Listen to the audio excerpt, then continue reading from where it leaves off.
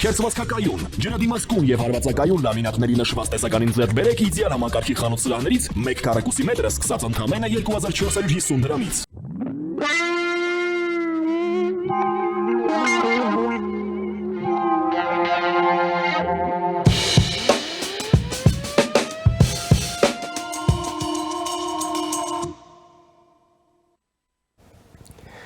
Ողջույն հարգարժան տիկնակ եւ պարոնայք, առաջին լրատվականի եթերում Մեհրաբյան on-line-ն է, ես Ռուբեն Մեհրաբյանն եմ։ Հետևելով լրահոսին միջազգային գալիս ենք այն եզրակացության, որ Միացյալ Նահանգների նոր վարչակազմի էնտուզիազմը կապված Ռուսաստանի ղեկավար Վլադիմիր Պուտինի խաղաղասիրության հետ, որ ի սկզբանե իբր գոյություն ուներ, կարծեք թե հոդս է ցնդում եւ այնտեղ հիմա խոսում են հիասթափության մասին եւ պատժամիջոցների խստացման մասին։ Այս ամենը բնականաբար ավելացնում է անորոշությունը եւ այդ անորոշությունը նաեւ մենք տեսնում ենք ողջ մերձավոր արևելքում, ընդ որում անորոշության երկու, այսպես ասենք, ձգողական կետ կա մերձավոր արևելքում, մեկը դա իհարկե Գազայի հատվածն է, որտեղ պարզ չի ինչ հետագա ընթացք է ունենալու ամեն ինչը, եւ նաեւ Իրանի շուրջ զարգացումները։ Բանակցությունները ոնց որ թե եւ տեղի են ունենում, եւ տեղի չեն ունենում, իրանցիները եւ ուզում են բանակցել եւ այդքան էլ չեն ուզում են անուղակի, ուղակի չեն ուզում, բայց իրավիճակն այնուամենայնիվ իր զարգացումն է ունենում։ Փորձենք հասկանալ, թե ինչպիսին է այն։ Եվ այդ նպատակով ես մի հարգարժան հյուր եմ հրավիրել մեր տաղավարում, սիրով ուզում եմ ներկայացնել։ Մեր այսօրվա հյուրն է մեր պետհամալսարանի Արևելագիտության ֆակուլտետի արաբագիտության ամբիոնի վարիչ արաբագետ Հայկ Քոչարյանը, բարև եկեք պարոն Քոչարյան, շնորհակալ եմ հրավիրել։ Շնորհակալություն ավելի համար։ Պարոն Քոչարյան, նախ մենք տեսնում ենք, որ այս մերձավոր արևելյան անորոշությունն էլ ավելի, այսպես ահագնանում է նաև Թուրքիայի անկայունությամբ ներքին, հա, մի կողմից հասկանալի է եւ մակերեսին է Թուրքիայի ձգտումները վճռորոշ դեր ստանձնելու մերձավոր արևելքում, բայց մյուս կողմից տեսնում ենք, որ ցանկությունը եւ հնարավորությունները շատ հեռու են իրարից։ Բայց մյուս կողմից էլ մենք տեսնում ենք, որ այդ ջանքերի հենց այդ պրոյեկցիայի կենտրոնը մնում է Սիրիան եւ այդտեղ էլ ամեն ինչ չէ, որ բարվոք է եւ այնպես չէ, որ այնտեղ էլ որոշակիություն կա։ Նոր կառավարություն ձևավորվեց 23 հոգուց, որից միայն 4-ն են ազգային եւ կրոնական փոքրամասնություններից, 19 սուննիներ են, ամենանդեպս մամուլում այդպես էր, մամուլով գնաց տեղեկատվությունը եւ մինչ այդ երկխոսությանը միտված այդ քրդական կազմավորման առաջնորդությունը մեկ էլ հայտարարում է, որ չի ճանաչում այդ կառավարության լեգիտիմությունը, քանզի իրանք ներկայացված չեն այդտեղ։ Եվ համեցեք։ Այդ բարդ խնդիրներից ամենակարևորը Սիրիան ենք քննարկում։ Սկսենք Սիրիայից, ինչ ենք տեսնում, որ այո, կար պրոցես, որը փորձում էր ինկլյուզիվ իշխանություն ձևավորել, եւ քրդերը իրենց կողմից քայլը կատարեցին, պայմանավորություն ստորագրեցին, հիշում եք, Սիրիայի Դամասկոսի հետ, որ պայմաններ կային այնտեղ։ Այսինքն պայմաններն էլ չպահպանվեցին, դա համար քրդական կողմը դեռ շարունակում է իր քաղաքացիները ավելի ծանրակշիռ դարձնելու, բայց մյուս կողմից կա իշխանությունը Դամասկոսի, որը փորձում է որոշակի կայունություն ստեղծի կամ առնվազն տենց մատուցի։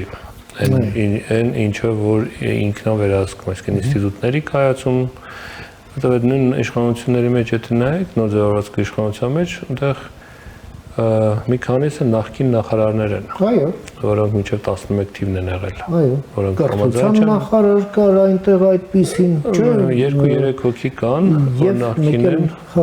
Շինարարության հետ կապված։ Այսինքն էս էլ է կարևոր, բայց գործընթացներին քրդերի հետ խոսելը կամ խոսելը բացառել դա վտանգում է ամբողջ պրոյեկտը սիրիական։ Համար ստեղ իմ կարծիքով մի ինչ-որ փուլի այդ խոսակցությունները կսաստկանան եւ միգուցե ինչ-որ որոշ բաներ լինեն։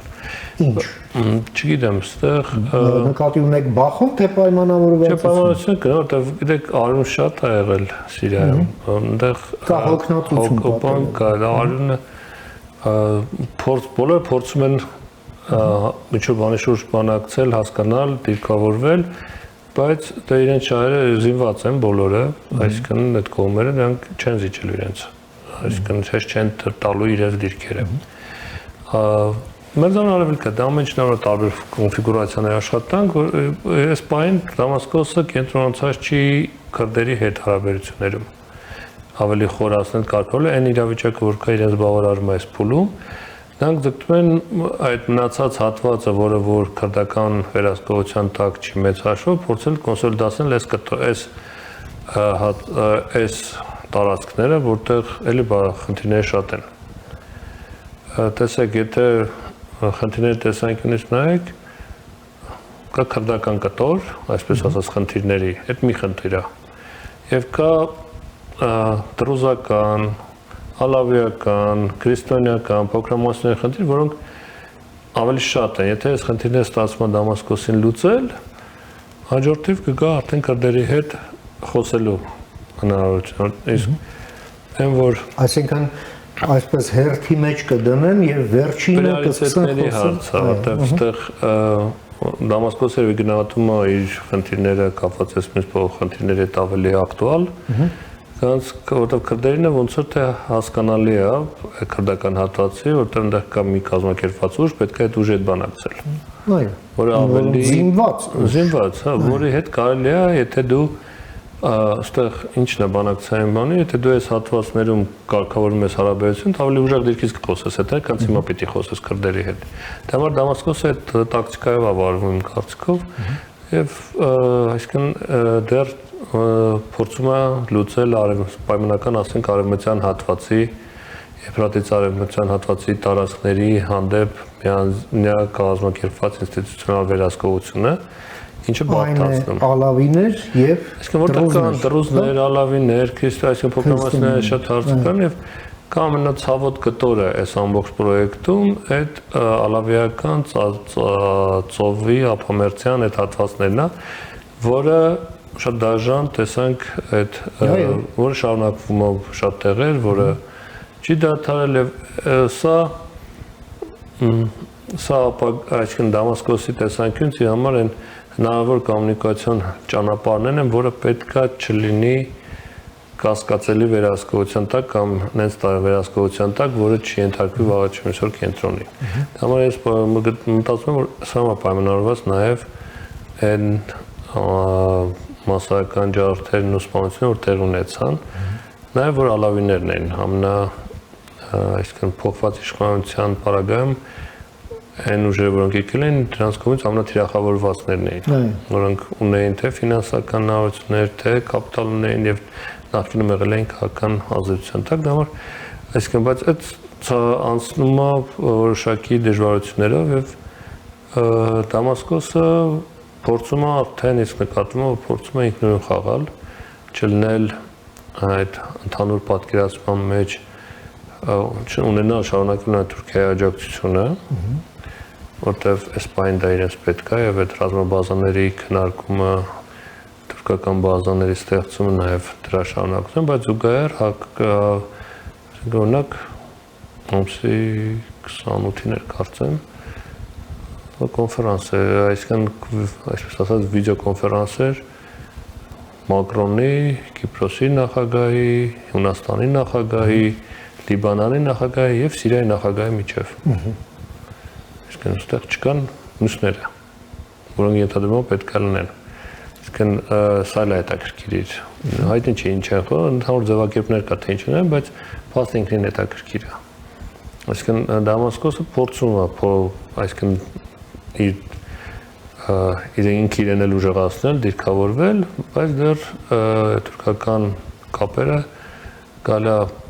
եթե բնորոշենք ռազմավարական տեսանկյունից կապերը կան, բայց տակտիկական հարցերում փորձում է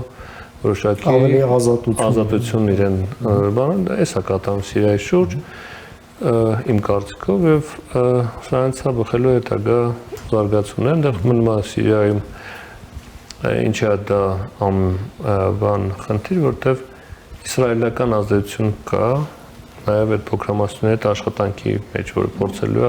փորձում է Դամասկոսը մեկուսացնել, որը շատ դժվար է լինելու եւ շատ այլ հանգամանքներից է կախված, որը չի թույլ տալիս այդպես միանշանակ ասել, որ կստացվի։ Մեծավոր արևելք այնտեղ բոլոր ասացվածները, բոլոր այդ երկրների բոլոր լեզուներով ասում են, որ համբերությունը խեր է։ Այսինքն երկարաժամկետ է պլանավորում, չէ շտապում ու կերևա։ Նամար դեռ սովոր են երկարի խաղալուն։ Պարոն Քոչարյան, նաև այս վերջին տարիների ընթացքում վճռորոշ դեր էր վերապահված Իրանին այս ամեն ինչում, ինչ որ տեղի էր ունենում, եւ մեկ էլ տեսանք միանգամից իրանական ազդեցության կոլապս Սիրիայի իրադարձություններում, որը դոմինոյի էֆեկտով անդրադարձավ նաեւ Լիբանանի վրա, եւ հիմա Իրանը միանգամայն այլ դիրքերում է, ոչ միայն մերձավոր արևելքում, այլև ընդհանրապես, երբ նրա ազդեցությունը այդ կոլապսի է ենթարկվել մերձավոր արևելքում եւ իր անորոշություններն էլ եւ հակասություններն էլ արևմուտքի հետ մնում են չլուծված։ Ամերիկայում նոր վարչակազմ է, մոտեցումներն այլ են, հա, խաղաղություն ուժի միջոցով եւ հիմա տեղի է ունենում այսպես առաջարկների ներկայացում ուժի ցուցադրման հետ զուգահեռ։ Իրանցիներն էլ փորձում են ցույց տալ, թե այդ ուժին ուժ են հակադրելու, ունեն այդ ուժը եւ ուզում են ցույց տալ, որ չեն տպավորվում այդ ուժից, առաջարկություններն էլ Օմանի միջոցով ոնց եղել է, այնպես էլ թող մնա։ Այնուամենայնիվ մենք տեսնում ենք այս վիճակը ինչ որտեղ միջանկյալ է եւ տրամաբանությունն էլ հուշում է, որ պետք է ինչ-որ հանգուցալուծում ունենա վաղ թե ուշ։ Նախ դա այսպես ասենք աշխատող տրամաբանություն է թե ոչ եւ երկրորդն էլ եթե այո, ապա ինչպիսի հանգուցալուծումն եք դուք առավել հավանական տեսնում։ Գիտեք, այդտեղ ձեր նշած ուժի միջոցով բանախաղություն պարտադրելը այդ Տրամպյան ինչ որ իդեա է բանակցային ընդհանրապես հանրապետականն է։ Տեսնում ենք, այսինքն ճիշտ եք, նկատվում է Պարսից ծոցում եւ այդ ծոցի ավազանում ամերիկյան նոր ուժերի տեղակայում, այսինքն B2-ների որոշակի քանակա տեղափոխվել այնտեղ դրանք այսինքն եթե սիգնալին բաժանորդագրված չեք, չգիտեք, երբ կսկսի այդ ամեն ինչը, բայց կարող է սկսի, բայց ինչն է այստեղ, որ մեծ կռիվ, մեծ հաշվով ոչ մեկին պետք չի տեղ, մերձավոր արևելքում, եւ սա Տրամպյան ոչն է, լարել իրավիճակը, պարտադրել բանակցություններ սեղանստել ավելի ուժեղ խաղակարտերով, որպեսզի քո ուզածը կատարեն։ Բայց այսինքն դեէսկալացիա, էսկալացիայի միջոցով։ Բայց մերձավոր արևելքում մի քիչ ուրիշ տրամաբանություն է բանակցային գործում։ Այնտեղ ասացի ժամանակը ու ժամանակին կալում ուրիշ է։ Այսօր հենց հիմա ոչ մեկ ոչի բան չի անում։ Իրանը փորձում է, ինչքան ես եմ հասկանում, Տրամպին բերել մերձավորարևելյան բանակցային տրամաբանություն։ Գնացնենք, խոսենք, հասկանանք, միջնորդներով կխոսենք անպայման, որտեվ ժողովրդական խոսքա չէ, էշին նստել է մի այբ է, իշնել է ուրիշ այբ, այսինքն կարող այդ խոսելը բան չտա, իսկ ուղիղ խոսալ դեպքում դա մեծ խնդիր է հեղինակության։ Ստե է պայման, որ պայմանավորվածությունը գալիս է միջնորդների միջոցով, որտեղ միշտ կարելի է ասել մի բան միջնորդներին թողել է, պրավալի համար, այսպես ասած, անհաջողությունների համար, բայց դրանով մանևրի դաշտ ապահովել։ Այո, կամ վերապահելով։ Պետք չի մոռանալ, որ ասենք Իրանը լուրջ պետականության ինստիտուտներ ունի, տրադիցիա ունի եւ իմիջային առումով, իմիջի պահումը եւ իմիջի այդ ջրաժավորումը ուժեղի դիրքից խոսողի, որ պետք է իրենք լեն թույլը չեն, որին պարտադրեցին, այդ շատ կարեւոր է իշխանություն պահելու համար։ Իսկ այստեղ այդ խնդիրն էլ կա, այս բանակցությունում այդ միֆական ընկալման, պատկերացումի մասին, մերձավոր արևելքի տրամաբանության մեջ համար քիչ բարդ է ստացվում այս խոսակցությունները, համար այդ խոսակցությունները հրապարակային շատ սուր են, բայց Սր Մարկ Ռոբիոն ասեց հետաքրքրային ինչ որ ասում են իրանցիները, երբ որ սեղանի շուրջ են։ Իսկ դա հույս է տալիս, որ այնտեղ խոսում են, ինչ որ մի բանի մասին խոսում են եւ այդ խոսակցությունը հնարավորություն տալի խուսափել մեծ պատերազմից։ Դա համար այստեղ լարումը սրա շուրջ է, բայց մենակ Իրան եւ Միացյալ Նահանգներ չէ։ Սա կան այլ ազդող ֆակտորներ, հանձնես Իսրայելի եւ այլ, որոնք այստեղ որ կարող է թույլ չի հնարավոր չի հաշվարկել այդ կոմպոնենտը, ինչ ազդեցություն կունենա եւ կանխատեսելիությունը դրանով է պայմանավորված։ Եթե հնարավոր է որոշակի տրամաբանություն կամ ալգորիթմ տեսնել, ասենք Տրամպի վարած այս արդեն 100 օրը մոտենումը քաղաքականության ընթացքում թե ինչեր է արել, ոնց է ինչ ուտանում, բայց կա միշտ այդ անկախատեսելի էլեմենտը ստեղ դա դիրդեր է խաղում Իսրայելը, որը չգիտենք ինչ կա այստեղ, որ մի քիչ մտավախությունները խորանում են, որ այդ էսկալացիան կարող է լինի, բայց ես հակված եմ կարծելու, որ կստացվի խուսափել այդ ամեն ինչից։ Առնվազն հույս ունեմ։ Բոլորս հույս ունենք։ Պարոն Քոչարյան, դուք որպես արևելագետ այստեղ ձեր կարծիքը կարևոր է, հա, տեսեք որոշ հերեական շրջանակներ Միացյալ Նահանգներում դե բնականաբար Ալիևի հետ համաձայնեցնելով սկսեցին խոսել նպատակահարմարության մասին, որպեսզի Ադրբեջանը միանա Աբրահամյան համաձայնությունների։ Որքանով որ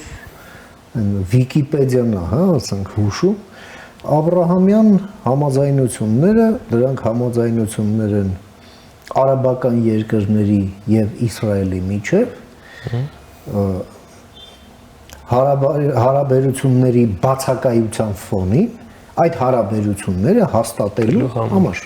Ճիշտ եմ հասկանում։ Տենց է, առնվազն տենց հայտարարված է։ Չէ, ուրիշ բան չկա եւ դժվար է պատկերացնել։ Հիմա Ադրբեջանը արաբական երկիր չի։ Ադրբեջանը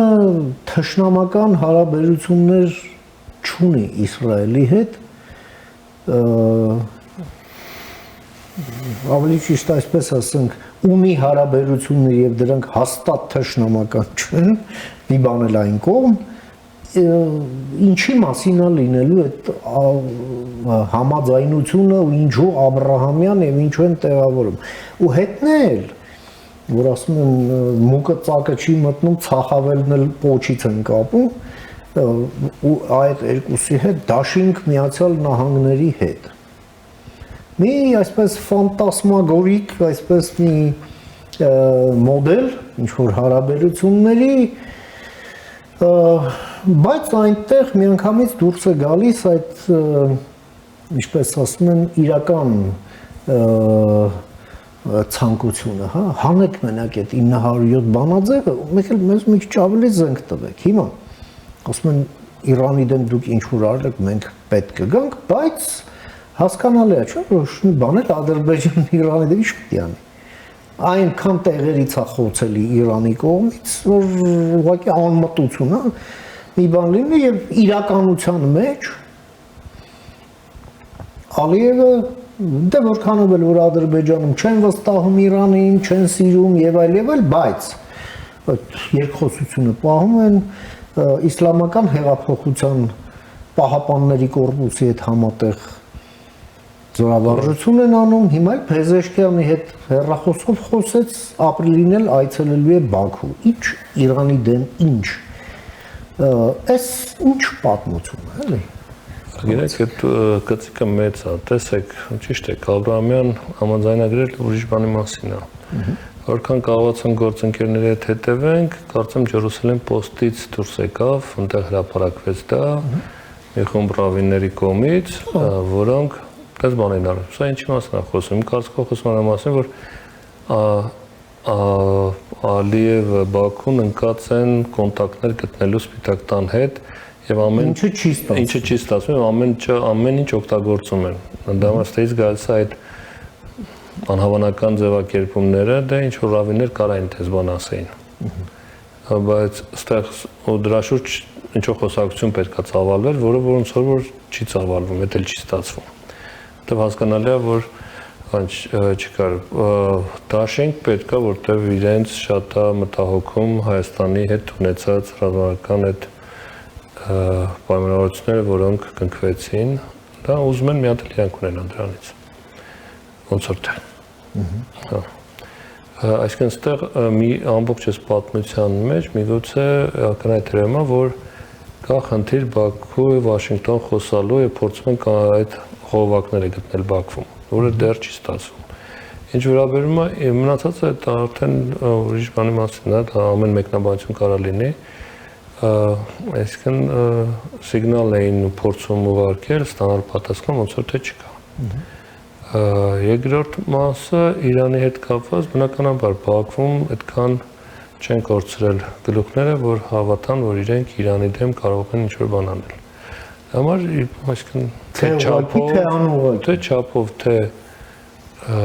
ռազմական պոտենցիալով եւ թե տարածքների տեսանկյունից հասկանում եմ, որ այդ մեծ հարևանը հետ պետք է խոսեն։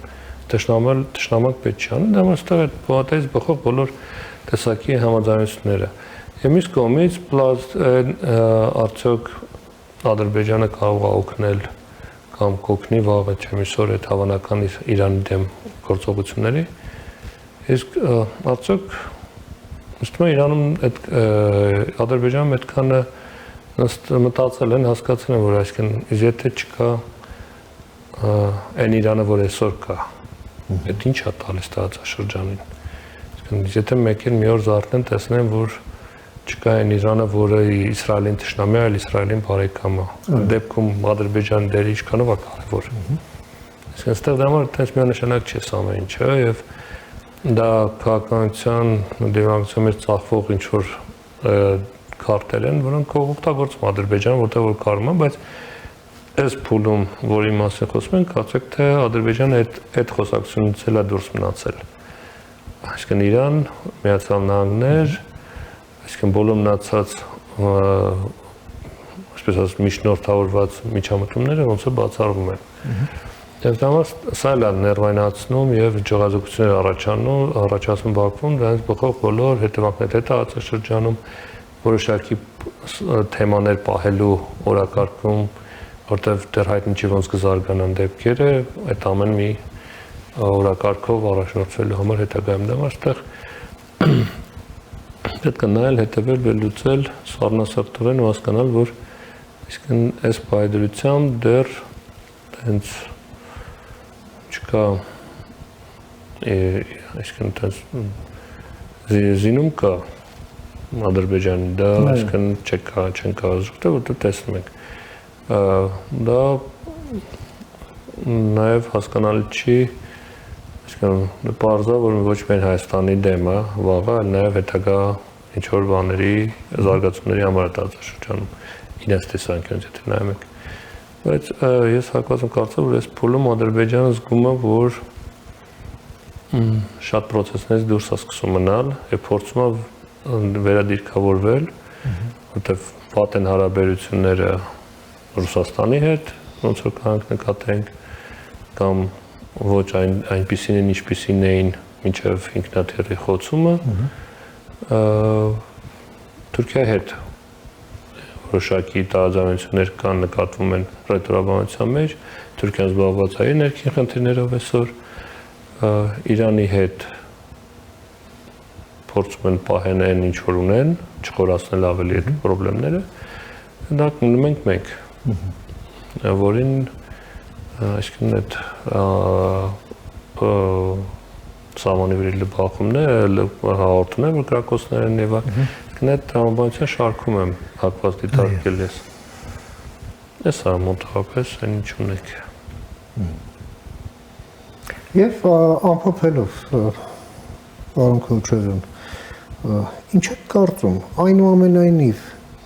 Միացյալ Նահանգները այս ամենում հասկացանք այս հայտարարություններից ինչ են ուզում, ինչ չեն ուզում, բայց դա դեռ ռազմավարություն չի։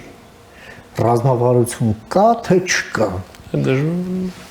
Դժվարանում եմ տենց։ Ուրվագծեր տեսնում եք, թե չեք տեսնում։ Միայն ցանկություններ։ Կար, եթե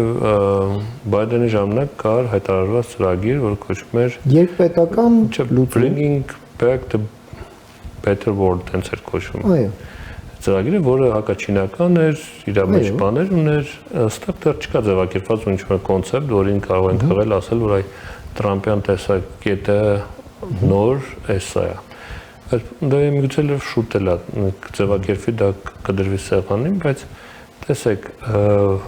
ինչն է այստեղ, կա շատ մի էմոցիոնալ բաներ, չէ՞, Տրամպը իր ամբողջ քարոզարշավի ընթացքում ասում էր հեսագամ աշխարհում խաղաղություն ալնելու։ Արդեն նշեցինք, որ սիմվոլիկ հաշվետվության 100 օրը մոտենում է, ինչ-որ բան պետք է ցույց տալ։ Ուկրաինան չստացեց ոնց որ թե։ Ռուսական, որտեղ Ուկրաինան էր հիմնականում, որ ասում էր գամ, հեսա տեսեք ինչ ենք անում։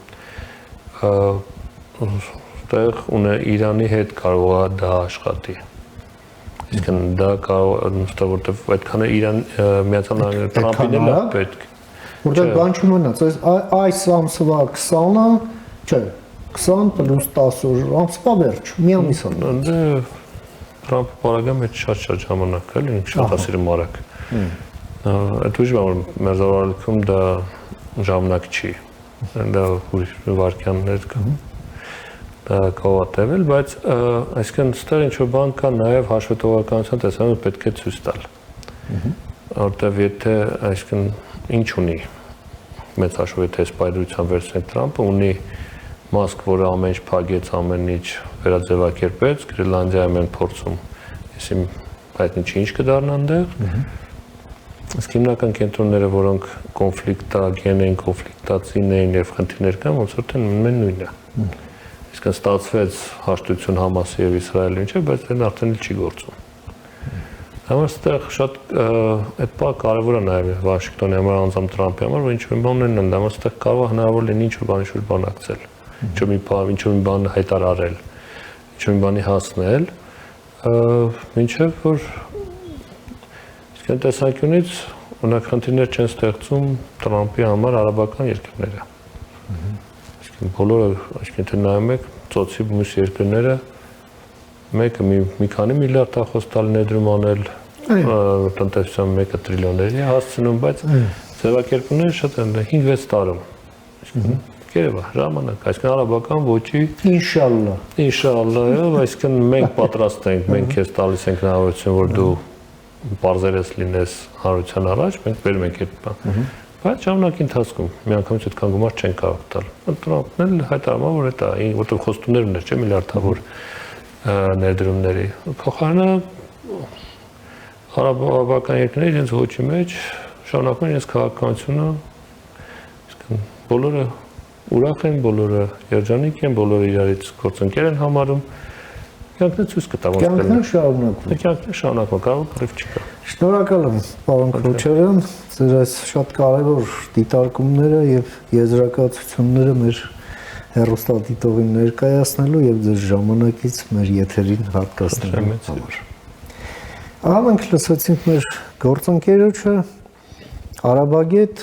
մեր պետհամալսարանի արևելագիտական ֆակուլտետի արաբագիտության ամբիոնի վարիչ Հայկ Քոչարյանին իր դիտարկումները մերձավոր արևելյան զարգացումների շուրջ, մասնավորապես Իրանի եւ Իսրայել-արաբական կոնֆլիկտի։ Կարդաթարից հետո կվերադառնանք, մնացեք առաջին լրատվականի հետ։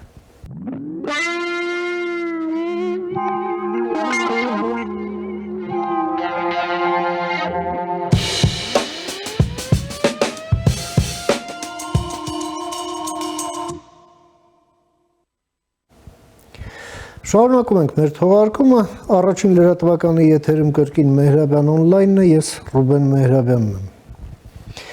Մեր քննարկումը շարունակենք Գյումրիի ընտրությունների հետքերով։ Ինչպես հայտնի է, կիրակի օրը տեղի ունեցան ընտրություններ, որոնք արձանագրեցին արդյունքներ, ըստ որի քաղաքացիական պայմանագիր կուսակցությունը առաջատար դիրք զբաղեցրեց, սակայն տոկոսը բավարար չէ, որպեսզի քաղաքապետ քաղաքացիական պայմանագրից ընտրվի,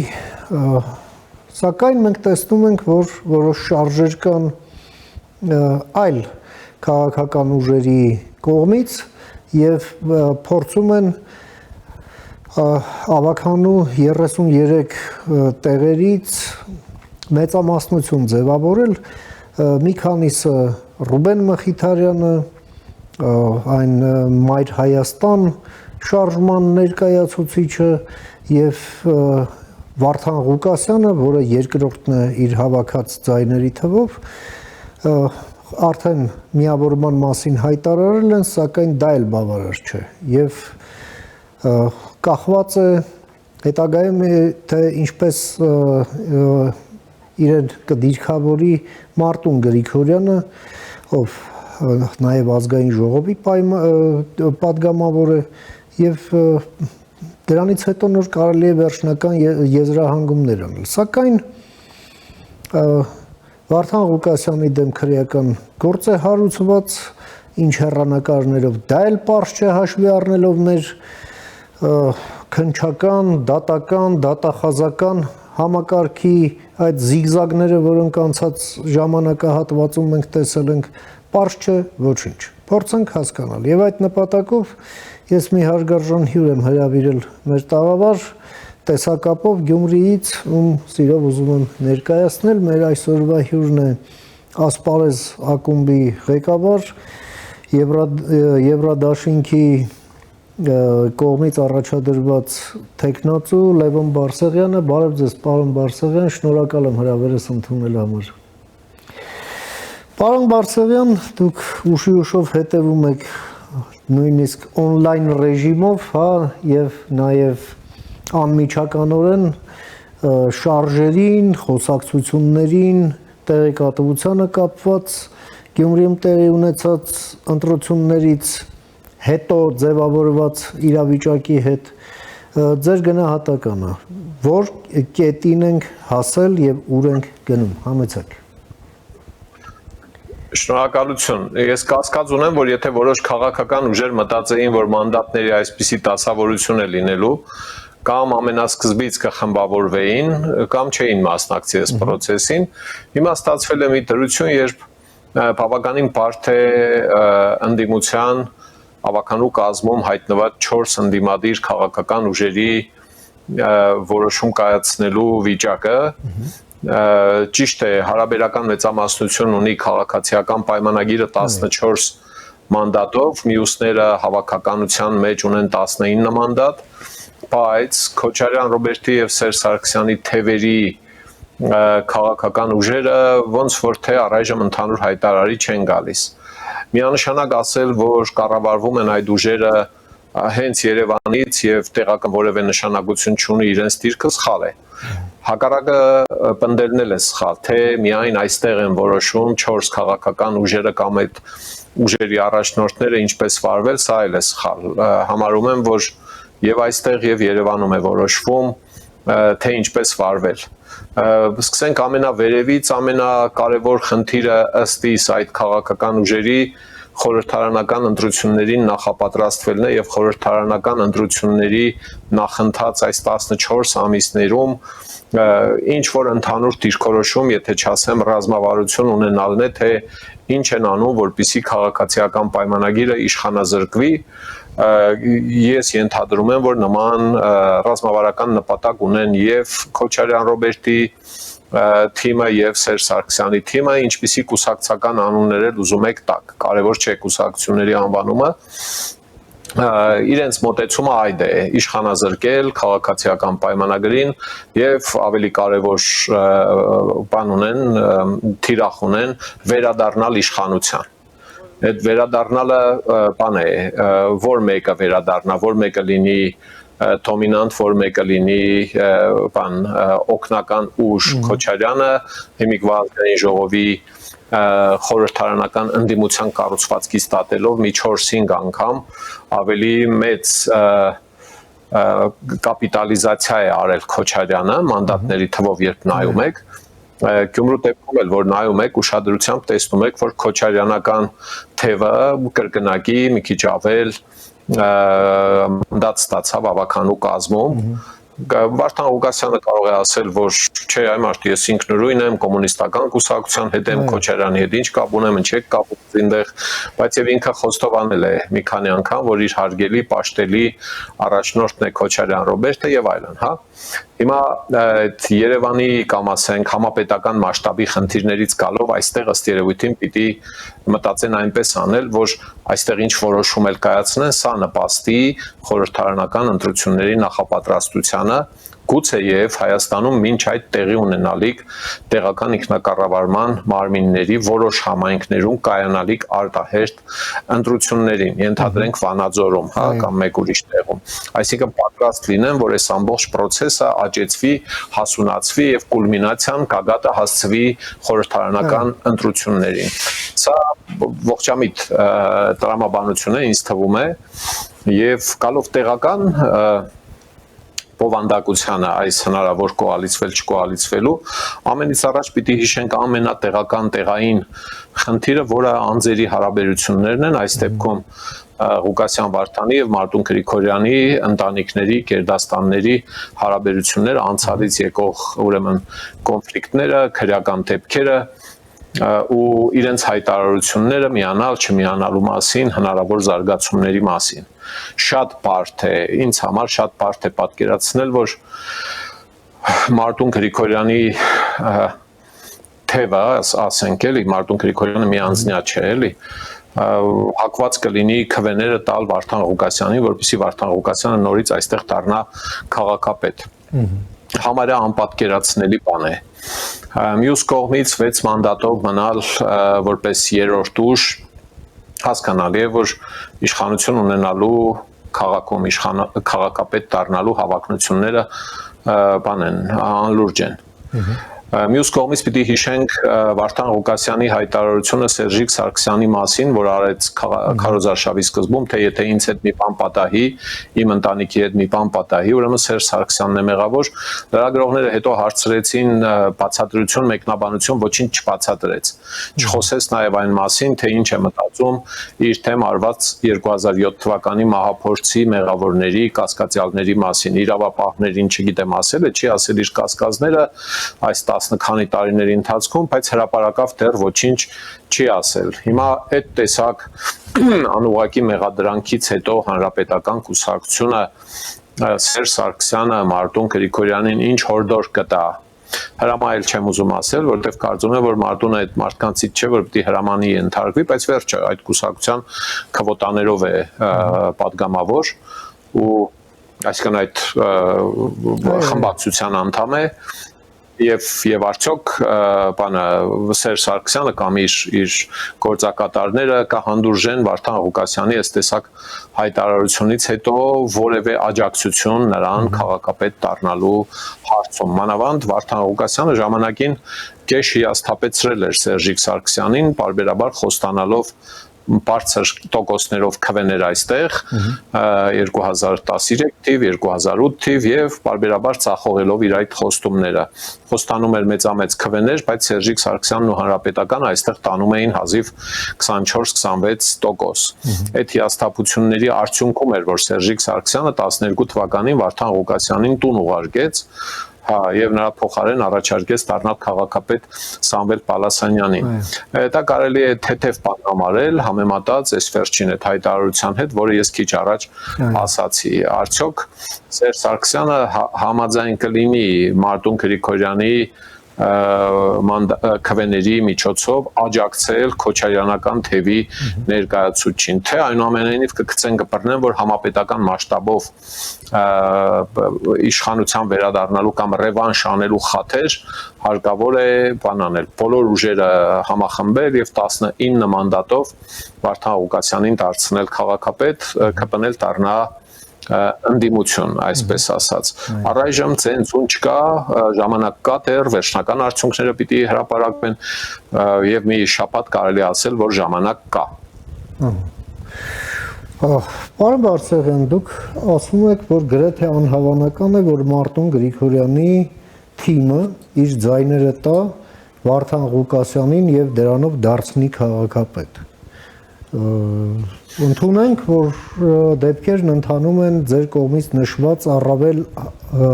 հավանական հունով եւ ձայն չեն տալիս, այդ դեպքում ինչ է լինում։ Ավականին ցրվում է եւ ընտրություններ, հա, ճիշտ եմ հասկանում։ Ոչ, դեռ ոչ։ Իրավական կարգավորումները գործող օրենսդրությունը հետեւյալ սցենարներն են առաջարկում, ինչ կարող է տեղի ունենալ։ Որպեսզի պարզ լինի հաղորդմանը հետևողներին, դատելով բազմաթիվ արձագանքներից, ահագին մարդ չի պատկերացնում այս ընթացքը, մտածում է, թե երկրորդ փուլ է լինելու առավել քվեներ հավաքած երկու քաղաքական ուժերի միջև, ժողովուրդը գնալու է քվեարկի, ստիպված եմ նորից բացատրել այդ հատվածները, մարդիկ իմանան, որտեղ հետաքրքրությունը սրվել է եւ լավ է հիմա իմանան, քան թե հետո իմանան։ Ուրեմն ավականու կազմը ակնհայտ է 33 հոգի հավաքվել են առաջին նիստում եւ առաջին օրակարգային հարցը օրակարգ հաստատելուց հետո համայնքի ղեկավար ընտրելն է, հետո նաեւ արդեն առաջին տեղակալ ավականու կազմից։ Ուրեմն նախատեսում է օրենսդրությունը, որ առաջին փուլում արդեն ավականու նիստում, հիմա ինչ փուլեր որ նկարագրում են, վերաբերվում է ավականու նիստում լինելիքին։ Առաջին փուլում համայնքապետ ընտրվում է նա, ով հավաքում է ավականու անդամների ընդհանուր թվի կեսից ավելին։ 17, 18 եւ ավելի քվե հավաքող։ Եթե այս համաձայնությունը չի կայանում, ասենք Մարտուն Գրիգորյանը չի աջակցում Ղուկասյան Վարդանին, եւ հայտարարել է, որ ԿՊԻ-ից չի լինելու համայնքապետը, սա հայտարարել է Մարտուն Գրիգորյանը։ Սա նշանակում է, որ քվեները չի ավելա, 6 քվե չի տալու 14 քվե ունեցող քաղաքացիական պայմանագրին, եւ եթե չի էլ տալու Վարդան Ղուկասյանին, պարզ է, որ առաջին քվեարկության ժամանակ որևէ քաղաքական ուժ քվեների կեսից ավելին չի ստանալու։ Տալիս է երկրորդ քվեարկությունը։ Երկրորդ քվեարկությունը լինելու է առաջին քվեարկության արդյունքով առավելագույն քվեներ ստացած երկու տեխնացուների քվեարկությունը։ Այսինքն 14 քվե, եթե ԿՊ-ն մասնակցում է քվեարկությանը, հա, տեխնացու է առաջ քաշում ավելի ճիշտ։ Սարիկ Մինասյանին առաջադրում է, այն կողմից էլ Վարդան Ղուկասյանին առաջադրում։ Առավելագույն քվեները պարզ է, չէ, 14 եւ 13 է լինելու Վարդան Ղուկասյանը գումարած իր երկու սատելիտ քաղաքական ուժերը։ Երկրորդ փուլում ինչ կարող է լինել, Մարտուն Գրիգորյանի թիմը կարող է քվեարկությանը չմասնակցել, կարող է տուն գնալ, կարող է ձեռնպահ քվեարկել, եթե քաղաքական որոշում ունենան չկոալիցվելու, բայց քվեներից որոշները տանես թևին, որոշները այն թևին, համենայն դեպս քվեները բավարար չեն, որպեսզի երկու կողմն էլ ունենան կես անցնող քվեներ։ 13 քվե ունեցող Վարդան Ղուկասյանին պետք է 4 քվե, հա, իսկ 14 քվե ունեցող Սարիկ Մինասյանին հարկավոր է գոնե 3 քվե, եղավ 7։ Հա, 3։ Իսկ բանը Մարտուն Գրիգորյանը ունի 6 հոգի ավականու կազմում։ Այսինքն ինքը կամ պիտի կողմնորոշվի, եթե չի կողմնորոշվում, ուրեմն հավանաբար ձեռնպահ են քվեարկում կամ թողնում է ազատ քվեարկել։ Ազատ քվեարկել, ասենք խմբակցության անդամներին ասել ինքնուրույն որոշեք, ես քիչ անհավանական եմ համարում, էլի, հա, այսքան պայքարից բանից հետո նման բան ասել։ Երկրորդ քվեարկության արդյունքում որևէ մեկը էլի չի ստանում քվեների կեսից ավելին։ Գալիս է երրորդ քվեարկությունը։ Երրորդ քվեարկությունը թույլ է տալիս արդեն հարաբերական մեծամասնությամբ ընտրել համայնքի ղեկավար ոչ բացարձակ մեծամասնությամբ, այսինքն այնպես ինչպես տեղի ունեցավ Երևանում Տիգրան Ավինյանը ընտրվել է ավականու անդամների ընդհանուր թվի ոչ թե կեսից ավելիով, այլ հարաբերական մեծամասնությամբ 65-ից նրան կողմ է կրկել 32 հոգի եւ հիմա Տիգրան Ավինյանը Երևանում փոքրամասնության քաղաքապետն է, իսկ սա անկայուն իշխանավարում է։ Անընդհատ են մեծամասնությունը 33 հոգին, թեպետ միասնական չէ։ Այնտեղից էլ մի քանի հոգի բացակայ եղավ, ընդհանրապես դժվար են լինելու նիստ վարելը, էլի, հա, ցնցումներ, լարումներ, կռիվ, հալմաղալ նիստերի ժամանակ տեսնում եք Երևանի ավականու։ Սա անկայուն մեծամասնության հետևանք է ուղղակի։ Եթե կոնե լիներ 33, ապա կասեր ախպեր ղժացեք, բոռացեք, մենք մեր ուզածը անցկացնելու ենք։ Այս մի դեպքում կարող է լինել այսպես, որ Սարիկ Մինասյանը 14 մանդատով ընտրվում է Գյումրու քաղաքապետ, դրանից բխած հետևանքներով, իսկ հետևանքները ոչ մի լավ բան չեն խոստանում քաղաքացիական պայմանագրին, որովհետև եթե ավականու կազմում իշխող քաղաքական ուժը, քաղաքապետը, ասենք 14 ավականու անդամի տրամադրությունների է տիրապետում եւ նրանք քվեարկում են իր գաղափարների, այն 19 հոգին շարունակ թելադրելու են իրենց օրակարգը։ Այնտեղից բերելու է քաղաքապետը բազմաթիվ կարևոր հարցերի նախագծեր, այն 19 հոգին, որը պաշտոնապես ոչ թե նույնիսկ արգելափակվի, են 19 հոգին թեպետ միասնական կոալիցիա չեն կազմել, բայց կարող է ամեն մեկը բերել իր բանը, օրակարգը, ասել չէ, հաստիկացուցակի մեջ այս փոփոխությունը պետք է անես, բանի հնգամյա զարգացման ծրագիրը այսպեսին պետք է լինի եւ ոչ թե քո ուզածով, տարեկան աշխատանքային պլան, բաները, ինչ է, տեղական турքերի վճարների տրույքաչափերը ու բազմաթիվ ուրիշ հարցեր, Սարիկ Մինասյանը 14 հոգով բերելու է իր օրակարգը, 19 հոգով ասեն այդպես չի լինելու, եղբայր, դու մեր աշխատողն ես։ Այսինքն քաղաքական գերություն է, հա, կամ այս վերջերս օգտագործում է անգլիական թակու կարգավիճակը, մենք որոշելու ենք դու անելու ես։ Դու ես քաղաքապետը, բայց չենք թողնելու քո օրակարգը անցկացնես։ Այս սցենարը այդ տարբերակի դեպքում շատ հավանական է այս տեսանկյունից, եթե պետական իշխանությունը հասկանա, քաղաքացիական պայմանագիրը հասկանա, որ չի կարողանալու են 19 հոգուց 3 հոգու համոզել, բացատրել, то չգիտեմ ճնշել տարբեր մեթոդներով անցնել քաղաքացիական պայմանագրի կողմը, քիչ հավանական եմ ես դա համարում։ Ուրեմն Սարիկ Մինասյանն ու ԿՊ-ն պիտի կռահի, որ իրենց լավագույն դիրքը Գյումրու ավականու կազմում ընդդիմություն լինելն է։ Կարող է չկռահեն, կարող է գծեն բռնեն, ասեն, չէ, մի հարաբերական մեծամասնությամբ մենք ենք տանում անենք։ Թիմը ավականու քաղաքացիական պայմանագրի չեմ կարծում, թե քաղաքական իմաստով այնքան հասուն է եւ կենսունակ է, այն մյուսների մասին չեմ էլ ուզում խոսել, հա, այնքան հասուն ու կենսունակ է, որ իսկական պարլամենտական տեղական մագարտակով, հա, կկամենա պայքար մղել, լինել արդյունավետ ռացիոնալ ընդդիմություն եւ տեխնազու առաջ չքաշի, ասի թե թող 13 մանդատով Վարդան Ղուկասյանը դառնա քաղաքապետ, հարաբերական մեծամասնությամբ չի առաջադրվի ԿՊ-ն, Վարդան Ղուկասյանը 13 մանդատով դառնում է քաղաքապետ եւ գերի է ընկնում ԿՊ-ի եւ Մարտուն Գրիգորյանի խմբակցությունների ձեռքը։ Նրանք են սկսում Վարդան Ղուկասյանին աշխատեցնել իրենց ուզածով։ Հասկանում եք, սրանք այս քվեների այսպիսի դասավորություն, երբ չկա գաղափարական այնպիսի քաղաքական հասունություն, որ իրական կոալիցիաներ ձևավորվեն եւ ոչ թե իրացիոնալ, հա, թշնամական ընդդեմ կոալիցիաներ, այսինքն խոսքս արևմտա Եվրոպա Հա, այսինքն ինադու կոալիցիաներ կարող են լինել կամ ոչ պաշտոնական եւ ոչ թե գաղափարական միախմբում, ինչպես լինում է արևմտյան երկրներում, ասենք։ Սա հուշում է, որ Գյումրու ավականու գործունեությունը լինելու է բավականին ցնցումնառատ,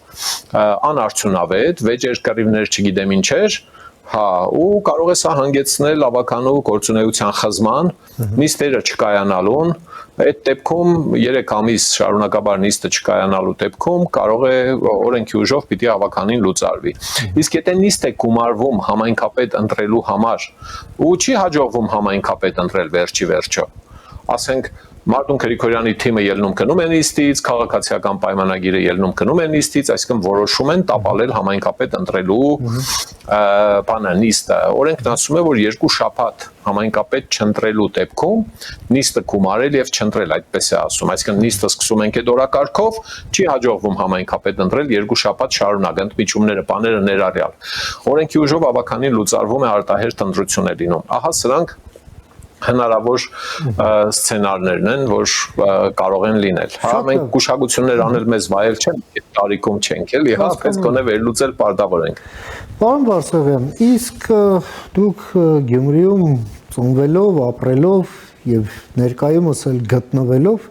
ինչպիսի տրամադրություններ եք նշмарում գյումրեցիների շրջանում առաջիկա հնարավոր զարգացումների հետ կապված, ինչ են ուզում գյումրեցիները արդեն կանգնելով այս ընտրությունների արդյունքների որպես փաստի առաջ։ Ձեր զգացողությամբ այսպես բնականաբար դուք սոցհարցումների արդյունքներ չունեք եւ այլն, զգացողության մակարդակի է վերաբերվում հարցս։ Շնորհակալություն։ Տարբեր խմբերի, տարբեր տեսակետերի եմ հանդիպել, մանավանդ Վարդան Ղուկասյանի այս վերջի հայտարարությունների հետ կապված, մարդիկ հայտնվում են իրենց կարծիքն են հայտնում, այսպես ասած, խոսքն են մասին է, որ բանը կանայք դրդում են իրեն մեղ գործեր, ինքը պատրաստ է պայման գնդակահարելու է այն քահանային, որը նույնասեռական ամուսնության կարգը կատարի եկեղեցում, մանիպուլացնում է, էլի իհարկե, որովհետև ինքը իրեն հայտնի է կոնե, որ հայ առաքելական եկեղեցին նման կարգ չունի, այսինքն տնել հորինել մի բան, գիտեք, այդ մոտարապես նույնն է, որ ասի, եթե Թալյատը կա Գյումրի, ես գյուլելու եմ իրեն։ Էմերել այդ մարդը ոնց կա Գյումրի, էլի գյուլել եմ վախտին, հա, էլ կալը, որ այսինքն տեսեք, ես այս տեսակ բանը դուխով տղա եմ, որ այդ տեսակ իմաստ չունի նման բաներ ասել, են էլ հայ առաքելական Սուրբ եկեղեցու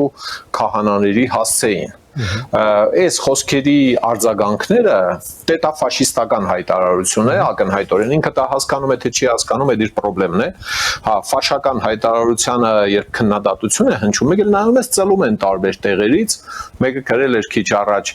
Գյումրեցի տղամարդկանց կեսը պատրաստ է գյուլել այդպիսի քահանային պայման, այս ապուշությունը, այս աղմաղ նարատիվները, հա,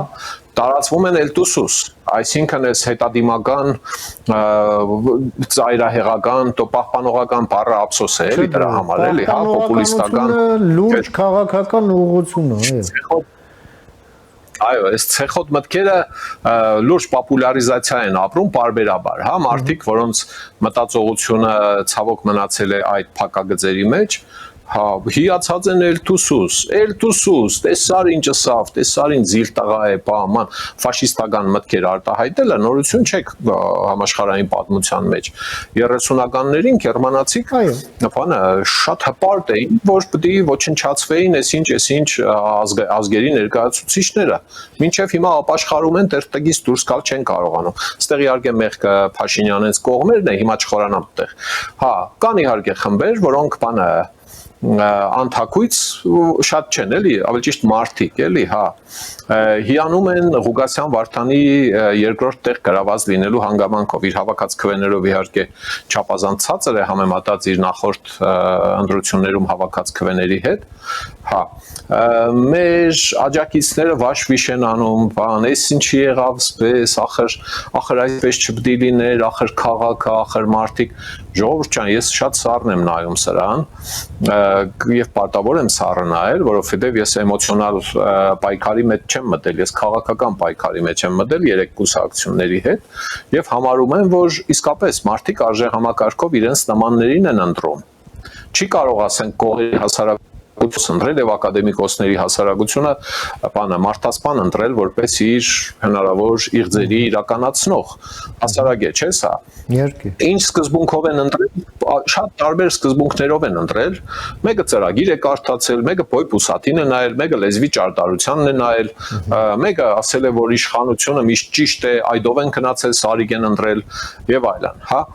Այնպես որ այդ տրամադրությունները շատ խառն են, բայց չեմ ուզում ասել, թե քաղաքում ինչ-որ մի աժոտաժ մենտաժ է։ Կա ընդհանրական մի բան, ընդհանրական էլ է սխալ ասելը, ավելի շատ ինձ պատահում են մտքեր, թե պասարան էինք մենք արժանի, կոմունիստներն են ետ գալիս, լենինական փոխենք անունը նորից տնենք Գյումրու անունը, էս է էլի, էս եք դուք, դրսից մեղադրանքները բացարձական ընդունելի են ընտրողների հասցեին, հա, հիմա այդ ընտրողներն էլ հավաքականություն չեն, էլի, տարբեր են, տարբեր խմբեր, տարբեր մոտեցումներ ունեն։